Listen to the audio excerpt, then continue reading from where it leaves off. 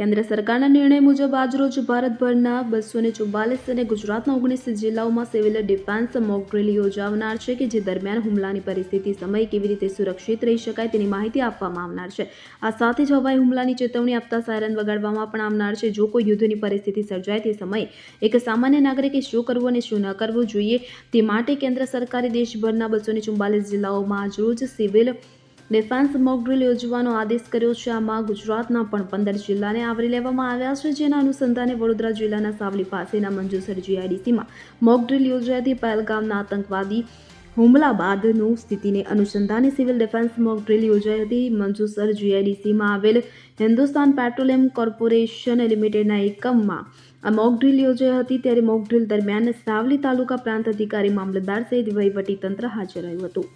ઇકબાલ લુહાર સાથે CN24 news Savli.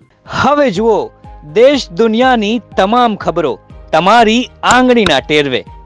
ઉઠાવો mobile અને Google Play Store પરથી ડાઉનલોડ કરો અમારી CN24 ન્યૂઝ મોબાઈલ એપ।